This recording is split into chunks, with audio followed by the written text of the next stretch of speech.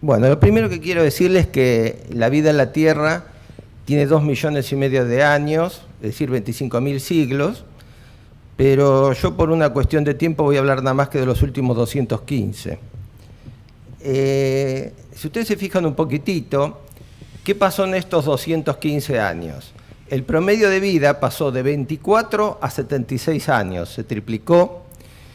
La población aumentó de 1.000 millones a 7.400 millones, se multiplicó casi por 7, y el dióxido de carbono en la atmósfera subió de 280 a 380 ppm. Si ustedes ven, hay una correlación entre el aumento de dióxido de carbono en la atmósfera y lo que vive la gente y la cantidad de gente que tenemos. Y eso es así porque el aumento de vida de la población está relacionado directamente con el desarrollo científico y tecnológico y se correlaciona también con el megaconsumo de combustible y alimentos que tenemos hoy en día. Si uno viniera de otra galaxia y ve esta tabla, probablemente diga que la vida en la Tierra está floreciente, porque si en 215 años triplicamos el promedio de vida y aumentó casi 7 veces la población, diríamos que la vida en la Tierra está floreciente y que la ciencia y la tecnología hicieron maravillas. Pero todos sabemos que no es así.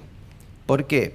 Porque la ciencia y la tecnología hicieron maravillas cuantitativamente, pero hoy en día hay muchos problemas, sobre todo porque de estos 7.400 millones de habitantes pasamos en 1950 de 2.500 a 2015 7.400, aumentamos en 65 años 4.900 millones de habitantes, es decir, duplicamos lo que había en 1950.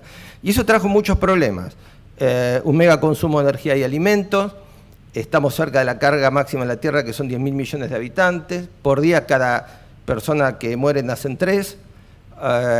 El hombre de por sí contamina, avanza el calentamiento global. Está de los 7.400 millones de habitantes, hay 1.000 que no pueden comer si alguien no les da alimento, no le provee de alimento. Hay 6.000 millones por debajo de la línea de bienestar en el mundo. Y el 20% de la población tiene el 86% de los recursos. Quiere decir que, si bien la ciencia y la tecnología ayudaron a vivir más y a que aumente el nivel de población, hay una problemática muy importante sin resolver y veremos en qué podemos contribuir con esto.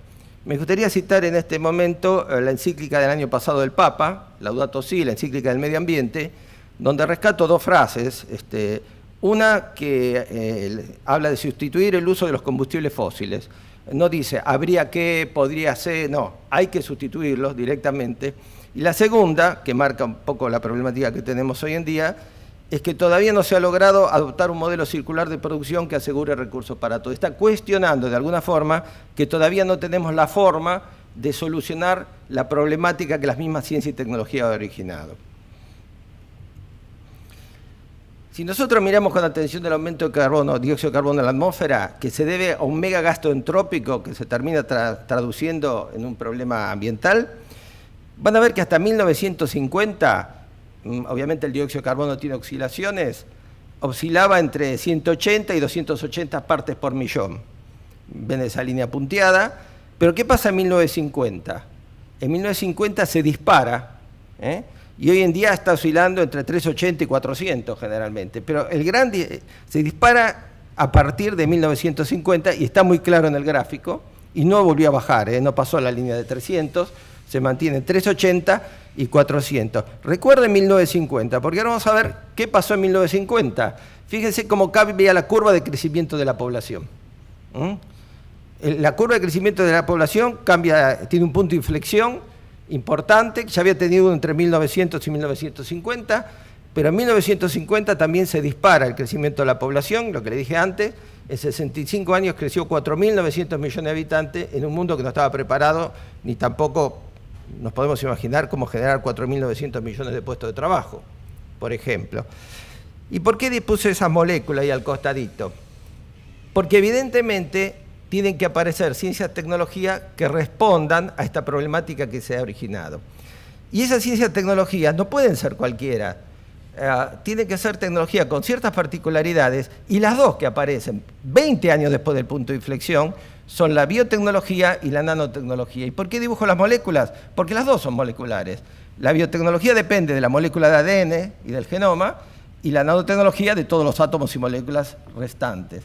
Entonces, para empezar a ver cómo se puede solucionar la problemática que hoy tenemos, esta curva es muy interesante y hace el título de este trabajo, porque todos se creen que las nuevas tecnologías o las tecnologías exponenciales nacieron de alguna forma para ser impuestas a la sociedad. Y nosotros vemos que nacieron 20 años más tarde del punto de inflexión de crecimiento exponencial de la población, al cual había que darle respuesta de la ciencia y la tecnología, que de alguna forma fue la responsable de todo eso.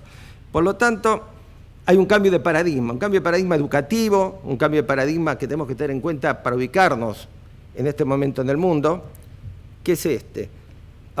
¿Cómo resolver esta problemática cualitativa? Porque cuantitativamente estamos bien, cada vez vamos a vivir más, la población va a aumentar, le vuelvo a decir, se calcula que en poco tiempo, no pasa el 2050, que tendremos los 10.000 millones de habitantes, que es la carga máxima de la Tierra.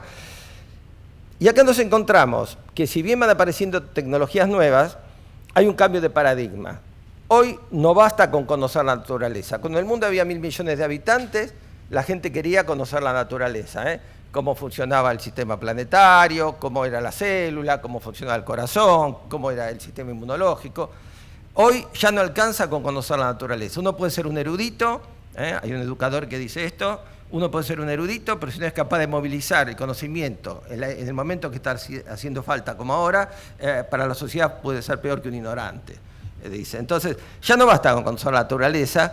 Nosotros tenemos ciencias y tecnologías destinadas a conocer la naturaleza. Tampoco podemos publicar un paper y esperar que alguien dentro de 30 años lo use para solucionar uno de estos problemas. Hoy necesitamos ciencias, tecnologías integradas, juntitas, capaces de transformar la naturaleza. ¿Y para qué? Dice Jeremías Riskin, para restituir las pautas perdidas y hacer posible la vida en la Tierra para todos. Entonces, este es un cambio de paradigma muy importante y uno debiera, cada vez que hace algo, ubicarse si está antes o después de este cambio de paradigma. Uno está haciendo innovaciones para transformar la naturaleza y poder dar respuesta a la sociedad, a la problemática socioeconómica, o está estudiando la naturaleza por el conocimiento a sí mismo, que es valioso, pero en este momento no ayuda a resolver las problemáticas del siglo XXI. ¿Cuáles son las 3 ciencias, tecnologías capaces de transformar la naturaleza? Hay solo 3. Hay solo 3 ciencias y tecnologías que se pueden integrar capaces de transformar la naturaleza, que son, para mi entender, el triángulo del saber del siglo XXI. La química, la biotecnología y la nanotecnología. Las 3 tienen amplia capacidad para transformar la naturaleza y, por supuesto, están relacionadas entre sí, ¿no? La biotecnología con la química mediante la química biológica, la biotecnología con la nanotecnología con la bionanotecnología y la química con la nanotecnología con la nanoquímica. Voy a decir 3 o 4 palabras de cada una de ellas para justificar por qué están puestas en el vértice de este triángulo, como el saber para el siglo XXI y las ciencias, que son las ciencias, tecnología integrada, capaces de transformar la naturaleza. No les voy a decir que es la química, todos tienen idea que es la química. Sí les voy a decir que el 23 de junio del 2015 catalogó su compuesto 100 millones. Ustedes dicen un número, 890.951, van al CAS Index y encuentran una fórmula química. Hizo 100 millones de compuestos. En la naturaleza no había más de 2. O sea que los químicos hicieron más de 98 millones de compuestos que no estaban en la naturaleza. ¿Tiene capacidad de transformación? Sí. Algo muy importante era que en el 2009 había 50 millones nada más. Y para los primeros 10 hubo que esperar a 1990. Entonces la química tiene una gran capacidad de transformación, pero cuidado, nosotros hace mucho que usamos química en un montón de cosas. Todos estos compuestos nuevos son anillados, ¿sí? Y generalmente tóxicos y cancerígenos. O sea, y si bien tiene una gran capacidad de transformación, también tiene una gran capacidad de generar problemas en sus transformaciones, a pesar que ha dado muchas soluciones a un montón de situaciones, como la farmacológica, por ejemplo. La biotecnología, creo que esta diapositiva es bastante ilustrativa, ¿no? Si logramos pasar de una producción con chimeneas a una producción solar, se terminarían los problemas que tenemos en este momento. Bueno, ¿qué puede hacer la biotecnología? ¿Qué es la biotecnología en sí? Usar seres vivos o parte de seres vivos para dar respuestas a las necesidades socioeconómicas. Ustedes saben que, por ejemplo, la Argentina era uno de los principales exportadores de insulina por los años 80, porque en la Argentina se consumía mucha carne, había muchos páncreas bovinos, los laboratorios extranjeros venían, se instalaban, compraban los páncreas bovinos, extraían la insulina, y la Argentina era un gran productor de insulina y exportador de insulina. hasta que aparece la biotecnología y alguien saca el gen que produce la insulina, lo pone en una bacteria y la bacteria empieza a producir insulina humana, no de páncreas bovino. Entonces, ahí tiene un ejemplo de lo que es la biotecnología, usar un ser vivo, una bacteria, y o parte de un ser vivo, el gen humano de la insulina, para producir algo de interés socioeconómico. ¿Y qué hace la biotecnología? Dar respuestas concretas en el área de la salud, los alimentos, la energía y el medio ambiente. Todo eso que está ahí, que es muchísimo, empieza la biotecnología moderna con el ADN recombinante, la posibilidad de sacar ADN de un lado y ponerlo en otro, de una especie y ponerlo en otra, terapia génica, terapia celular, producción con residuos cero, biofábricas transgénicas, biocombustibles, biotecnología en microalgas, carnes biotecnológicas, vacunas, anticuerpos monoclonales, terapias de rejuvenecimiento, y le voy a decir la última, que es esto que dice edición del genoma CRISPR-Cas9, que es la nueva revolución de la ingeniería genética a partir del año 2012, a la cual vamos a volver. O sea, la biotecnología tiene una gran capacidad de transformar la naturaleza para producir en tiempo y forma los recursos que se están necesitando. Nanotecnología. Aquí dice, construyendo el mundo átomo a átomo y molécula a molécula. Es literal, es verdad, es así. No es una frase fantasiosa. Si alguien tiene alguna duda, acá tenemos como en 1989 IBM con 35 átomos de xenón manejados de a uno escribió su logo. Es una placa en frío, es una placa de níquel. Pero hay gente que lo escribió en la cabeza de un alfiler y de hecho los microscopios de fuerza atómica, cuando uno toca un átomo, lo levanta, lo saca y se convierten en robot para poder manejar los átomos. ¿Qué hace la nanotecnología? Y manejando átomos y moléculas prácticamente puede hacer de todo. Yo acá le puse 4 o 5 ejemplos. ¿Ven ahí abajo una camiseta colgada con 2 broches? No parecería tener mucho que ver con la nanotecnología, de no ser porque se hacen unos nanos hilos muy chiquititos de plata y de oro. La ropa se introduce en una solución de esos nanos hilos, se deja media hora. Uno se va, la pone, se va a comer una hamburguesa, se mancha con mayonesa, ketchup, grasa, la cuelga 6 minutos al sol y se lava sola. Esos son lo que se llaman electrones plasmódicos, que se excitan con la luz solar, liberan tanta temperatura que catalizan el pasaje de todo lo que es orgánico a dióxido de carbono. Estamos hablando de poder lavar la ropa sin agua y sin jabón, por ejemplo. La que le sigue, subiendo la camiseta, es una lámina de grafeno. Ustedes saben que el grafeno se descubrió en el 2004, le dieron el premio Nobel a los 2 rusos que lo descubrieron en el 2006.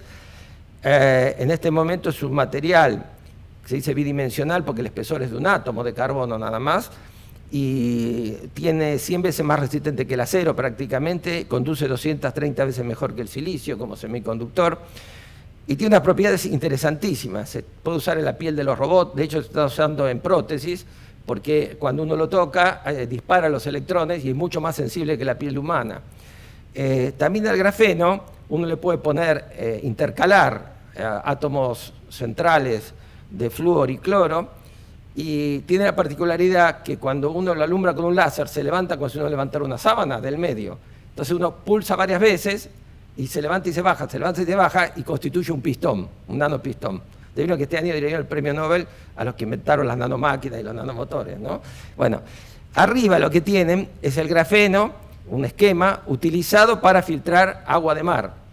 Ustedes saben que el problema de los filtros es que generalmente son de poliamida, se tapan, son poco resistentes. Bueno, el grafeno tiene una resistencia increíble y se está hablando del grafeno para poder filtrar el agua de mar eficientemente y poder paliar la problemática del agua en el mundo. En el otro rincón tenemos un panel solar.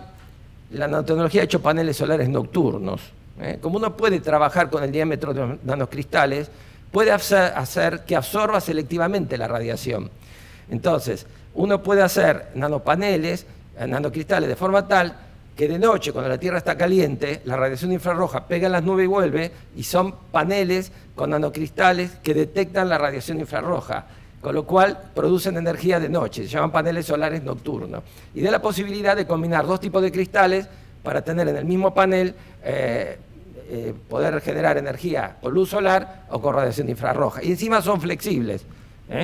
Hay un jeque árabe que se llevó a todo un equipo de Estados Unidos que está haciendo esto porque piensa formar medio desierto para generar energía con estos paneles mixtos. Lo que está abajo es un nanotubo de carbono, excelente para sensores de todo tipo. Hay hasta sensores para glifosato, de nanotubo de carbono.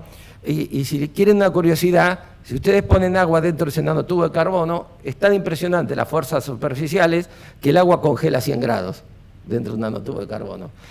Y en la parte inferior coloqué un edificio. Usted me dirá que tiene que ver la nanotecnología con un edificio. Bueno, está la nanosílice, que son pequeñas partículas del orden de 50 nanómetros que absorben superficialmente, y cuando hace el hormigón, que siempre queda aire y baja la resistencia y el tiempo de fraguado real, estas nanopartículas hacen que se unen mejor la mezcla, no queda aire, aumenta la resistencia, después de bajar el espesor, y el fraguado es mucho más rápido.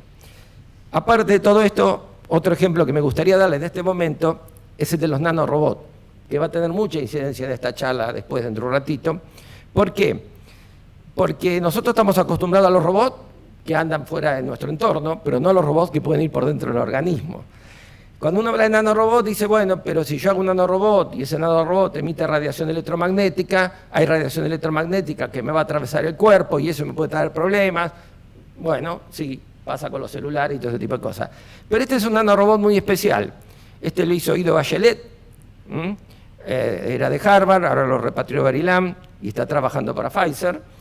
Es un nanorobot de ADN del mismo paciente, con lo cual no tiene ninguna implicancia de toxicidad ni de rechazo.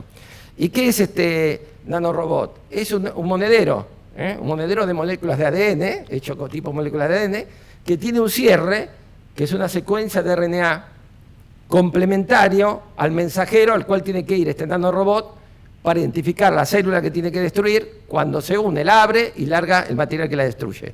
Es un nanorobot altamente específico para destruir ciertos tipos de células. Ustedes pueden ver por ahí abajo algo que no se ve bien. Eso es como se ve en un microscopio de fuerza atómica. Lo demás es un dibujito, pero esto existe y se ve con un microscopio de fuerza atómica. Si quieren ver algo mejor, miren. Un glóbulo rojo, el más chiquitito, uno microcítico, digamos, puede tener 500 a 750 nanómetros, pero en realidad tiene entre 1000 y 1500. Fíjese cuánto mide ese nanorobot de ADN, 35 nanómetros. Este nanorobot puede atravesar la membrana nuclear, llegar al núcleo y llevar cosas. Abajo tiene la fotito, una de ellas se ve como está abierto, ahí se llega a ver poquito, ¿no? Pero bueno, fíjese que la foto dice 25 nanómetros, un pedacito así, ¿no? Bien. Ido Bachelet ya tuvo autorización para probar este sistema y lo empezó a probar hace 4 o 5 meses con enfermos de leucemia, bajo autorización judicial por enfermos terminales. Y acá vuelvo un poquito a lo que le había dicho de la biotecnología, ¿no? El CRISPR-Cas9, mire, desde 1973, que nació la biotecnología moderna, cuando un grupo de investigadores de Stanford y la Universidad de California sacaron ADN de una bacteria y lo pusieron en otra, que se llamó ADN recombinante. En 1973 nació la ingeniería genética, la técnica para poder hacer transgénesis en general. Desde esa fecha hasta el 2012 no había pasado nada superior. Esto es lo más superior que ustedes pueden encontrar, es una revolución en sí mismo. Las dos personas que ven ahí, que parecen locutoras de televisión, son las dos científicas que lo hicieron, una de Berkeley y otra del Instituto Marplan. Y el sistema CRISPR-Cas9 está sacado de ciertos virus y es un editor de genomas. Ustedes supónganse que están adelante de una computadora, tienen una frase y le sacan una palabra o la cambian por otra. Eso exactamente hace con los genes el CRISPR-Cas9. El Cas9 es una enzima que corta el ADN en lugares determinados y el CRISPR lleva una secuencia complementaria donde quiero cortar. Entonces, identifica una mutación genética, por ejemplo, la corta y puede hacer dos acciones: dejar que se autorrepare el ADN, con lo cual no existe más ese gen, o cambiarlo por uno que no esté mutado.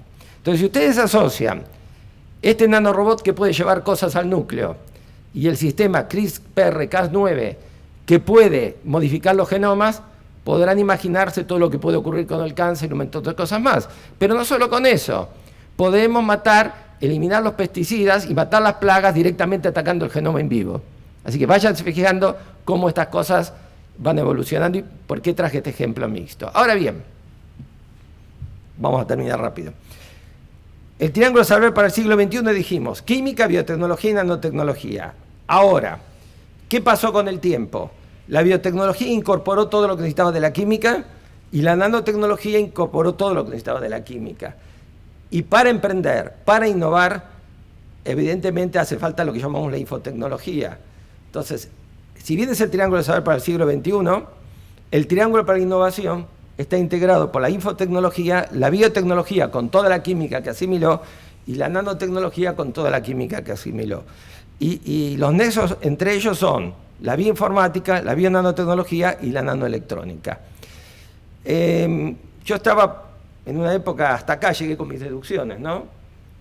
Pero encuentro, siempre hay alguien que publica en internet lo que no debe, yo qué sé, lo que encuentro por ahí, un trabajo muy interesante del Departamento de Comercio de Estados Unidos, donde habla de las 4 tecnologías para mejorar la performance humana. Y dice nano, bio, info, hasta ahí tenía las 3.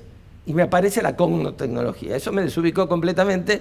Entonces empecé a trabajar sobre la cogno, a ver por qué me faltaba. Y aparece lo que se llama las NBIC, que son las verdaderas tecnologías con crecimiento exponencial. NBIC quiere decir nanotecnología, biotecnología, infotecnología y cognotecnología. Si ustedes ven el primer triángulo, dice bio, nano y química, el saber para el siglo XXI, pero para emprender, innovar, bio, info y nano, que se la llaman tecnologías convergentes porque convergen hacia la cognosciencia y a la cognotecnología. Bien, ¿cómo estamos en NBIC en las universidades argentinas? Tenemos 80 universidades con carreras de informática, 13 universidades con carreras de biotecnología, ninguna con carrera de nanotecnología y ninguna con carreras de cognosciencia y cognotecnología. ¿Cómo está el mundo con las carreras de nanotecnología? Australia tiene 14 universidades que tienen, Alemania 12, Canadá 11, Estados Unidos 10, Reino Unido 9, México 8, nuestros parientes de Brasil tienen 3 y nosotros no teníamos ninguna. Algo está fallando del punto de vista, siendo la nanotecnología, la biotecnología y la infotecnología declarada de interés nacional y prioritario, algo evidentemente está fallando cuando estamos 10 años atrasados en formar recursos humanos nanotecnológicos. Eso hizo que en el KS, después de 2 años de trabajo y aprobaciones por el Ministerio, el año que viene inauguramos la primera licenciatura en nanotecnología del país, no por gusto, sino porque para avanzar sobre la NBIC tenemos bio, tenemos info, nos está faltando nano, y ya estamos avanzando sobre cognosciencia y cognotecnología en un grupo de trabajo con la idea de poner la primera carrera en 3 o 4 años de una licenciatura en cognotecnología. Bueno, acá tiene nuestra carrera, no se la voy a contar, pero sí forma innovadores nanotecnológicos y por otro lado está inserta en el marco de las NBIC. Acá está la firma del ministro, se aprobó el 11 de julio del 2016, un proyecto que yo empecé a trabajar en el 2006. Tardamos 10 años para poner nanotecnología en la Argentina. ¿Qué es esto? Si tomamos las unidades básicas de cada uno de estos sistemas, la unidad funcional de la infotecnología es el bit, de la química y la nanotecnología es el átomo, de la ciencia cognitiva la neurona y de la biotecnología los genes. Eso forma la palabra Bang.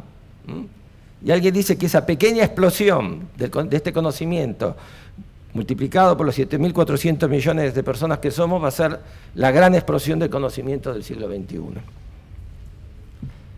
Ahora bien, ¿cómo va la respuesta a todas estas problemáticas que teníamos? Y le quiero hablar un poquito de Edgar Morin. El que no lo conoce es un filósofo, un gran filósofo, que él dice que el mundo de hoy es tan complejo,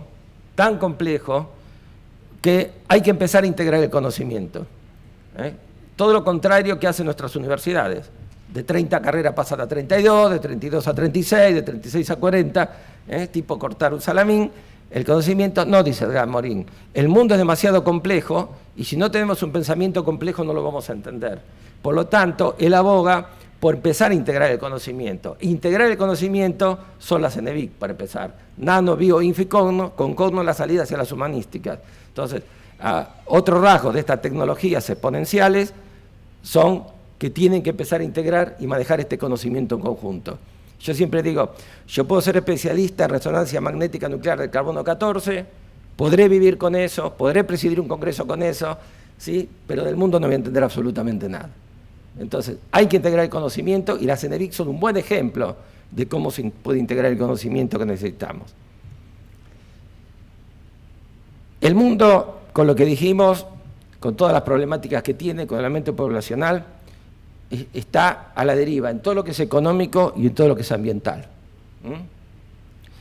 La economía globalizada, la economía de pensamiento único, hace un predominio de lo económico sobre lo social político.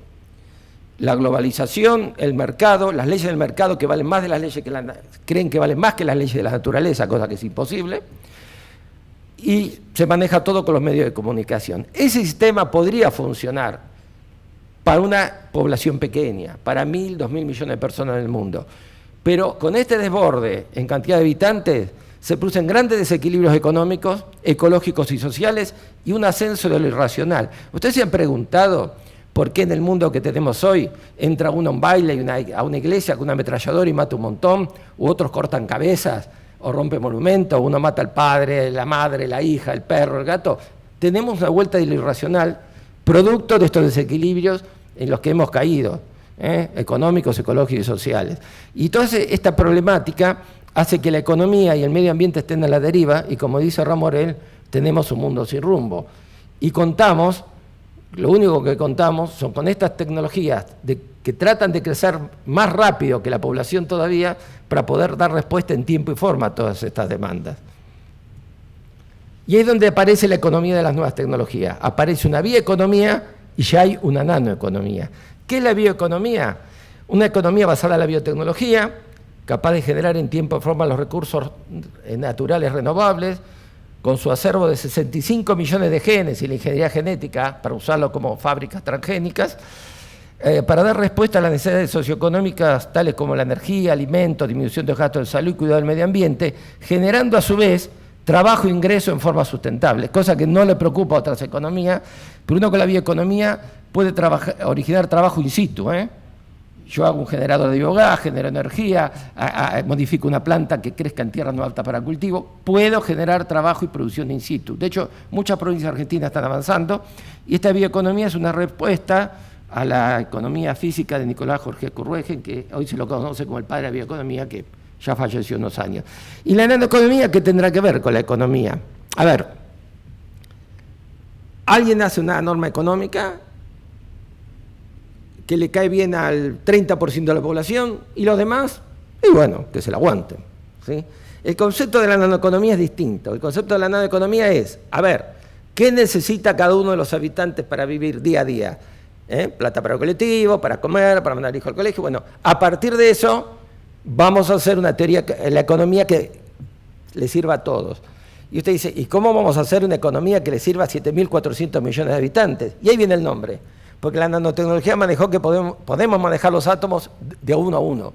Se puede manejar y tener una visión de uno a uno hacia el conjunto, y no una que no respeta las leyes de la naturaleza y las necesidades de la gente. Entonces, estas nuevas economías, la bioeconomía, la nanoeconomía, se llaman economía de las nuevas tecnologías, que tienen que avanzar indefectiblemente sobre la economía de la globalización para poder dar respuesta a las demandas que tiene el mundo hoy en día. Y en este esquema, les quiero hablar, no sé si conocen a Jeremías Rifkin, un gran autor de bestseller, pero muy bueno, muy agudo a veces sus opiniones. Él dio una conferencia de energía y pobreza hace muchos años, donde dijo que sí, que había que pasar de esa economía de pensamiento único a una economía de las nuevas tecnologías exponenciales capaces de dar respuestas a todos y todo el tiempo. Y para eso es muy importante hacer lo que se hizo con la comunicación. Hoy en día nosotros entramos y salimos de las redes y la economía las comunicaciones están horizontalizadas. De alguna forma nos podemos comunicar todo el tiempo y nadie ya maneja la información o es privativa de un medio. Él dice que hay que hacer lo mismo, hay que horizontalizar la producción de energía, horizontalizar la producción de alimentos, horizontalizar la producción de fármacos. ¿Para qué? Para que ese 20% que maneja el 80% de los recursos del país, del mundo, vaya bajando constantemente y pueda repartirse mejor los recursos sobre la base de que no hace falta tanto dinero como la explotación petrolera o farmacéutica centralizada que sigue marginando gente. Entonces, Estas tecnologías no solo lo abarcan del tema científico-técnico el problema, sino de la solución económica y ambiental necesaria. Vamos a avanzar un poquito más sobre la CENEVIC, ya por terminar. ¿En qué contribuye la CENEVIC? Vamos a hablar un poquito de la cognotecnología, porque de la nanobioinfo habíamos comentado algo. Dos proyectos. El proyecto Cerebro Humano. Hay un proyecto Cerebro Humano, uno de Estados Unidos y otro de Europa. ¿En qué consiste este proyecto? Nosotros tenemos 89.000 millones de neuronas.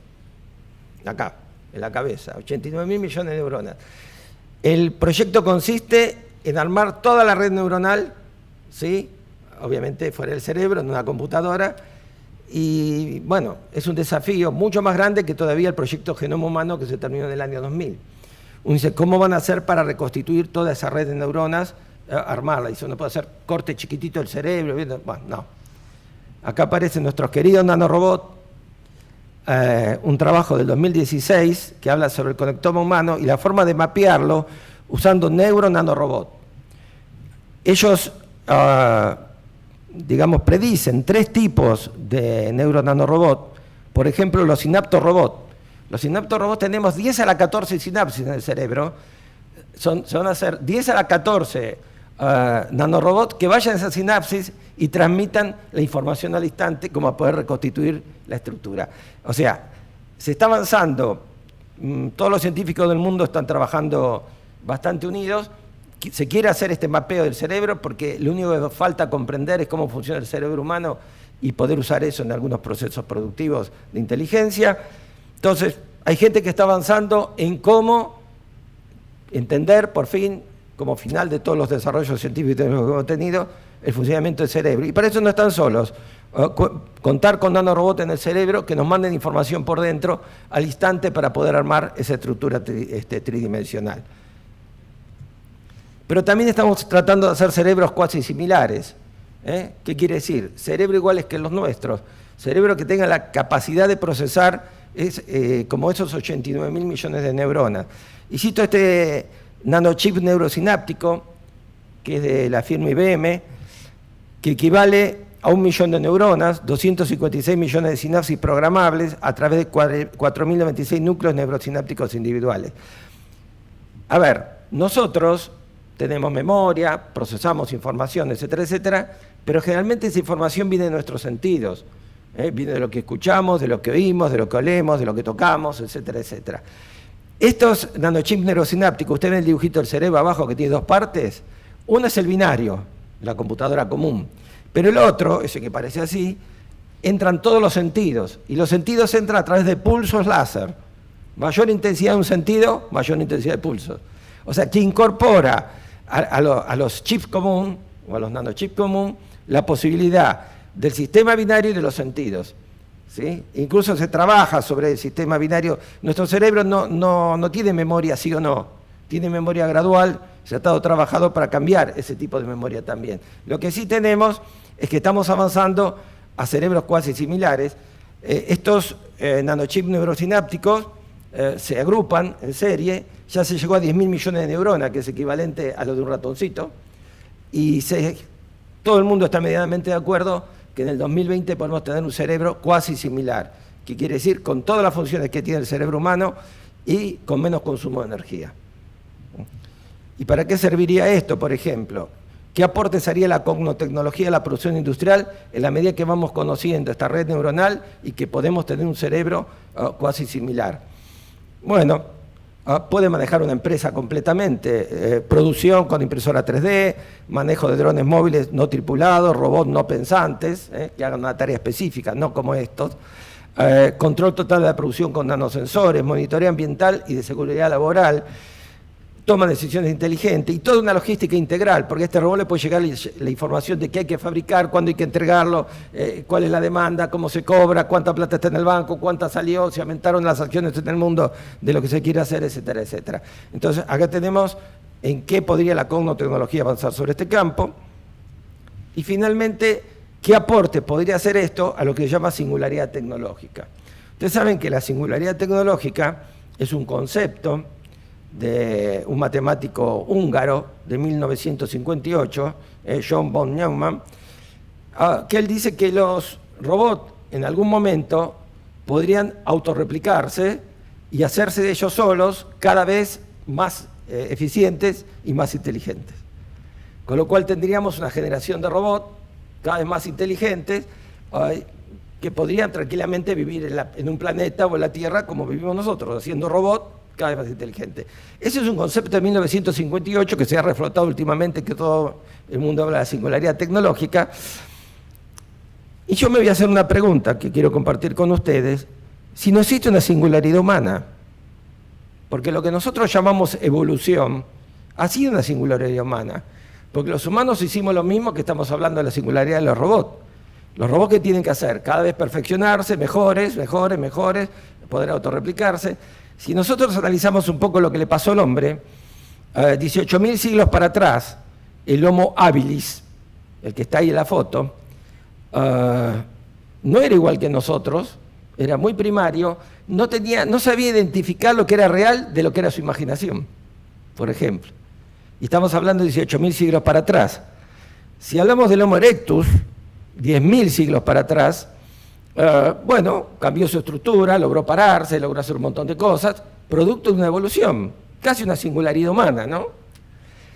Si hablamos del Homo sapiens, 1.500 siglos para atrás, no 20, como vivimos, o los 100, el que vamos a vivir nosotros, ya fue estacionándose estructuralmente el hombre. Tomó más o menos su altura, su posición, el cerebro no creció más, pero sí fue creciendo intelectualmente. Y de hecho, una nueva generación va cambiando y va mejorando, como uno esperaba de la singularidad tecnológica. Ahora bien, un chico que nace hoy en día, ¿tiene que pasar 18.000 siglos para aprender todo lo que es el conocimiento universal? No. Un chico que nace hoy en día, hoy nace un bebé, ¿en cuánto tiempo va a aprender medianamente nuestro conocimiento universal en forma formal y no formal? Bueno, el primario, el secundario, la universidad, digamos que en unos 30, 35 años le pasamos el soft de nuestro conocimiento a ese chico. Un poco lento para transferir un soft, ¿no? De una máquina. Entonces, digamos que esto que estamos esperando para los robots, esa singularidad tecnológica de robots inteligentes, que nos estamos acercando a los cerebros inteligentes, que puedan autofabricarse y que cada vez sean mejores, lo que nosotros llamamos evolución fue una singularidad humana y lo sigue siendo. Lo que tenemos es una transferencia del conocimiento al cerebro de nuestros chicos recién nacidos muy lenta. ¿Qué puede pasar con estas dos singularidades entonces? Bueno, en algún momento se pueden encontrar. Nosotros pensamos a 20 años, a 30, a 50, pero acá estamos hablando de 18.000 siglos. No sabemos si el calentamiento global, que algunos dicen que va a pasar los 7 grados en este siglo, no, 1,5 grados, en algún momento va a ser imposible la vida en la Tierra. Nosotros sabemos que un robot no necesita agua, no necesita oxígeno, no necesita sanitarios, no necesita alimentos, le bastaría con una melena solar, por ejemplo, para poder manejarse. Y bueno, y tal vez se cruce la singularidad humana con la singularidad tecnológica y yo dibujé un pendrive ahí y podamos de alguna forma transferirle a ese cerebro inteligente en un robot nuestro conocimiento, y es lo que se habla de el ser humano inmortal, etcétera, etcétera, donde se cruzan las dos. Así que finalmente le quiero pedir disculpas porque dije que solo iba a hablar de los últimos 215 años y terminamos buscando el futuro 2,5 millones de años para atrás. Muchas gracias.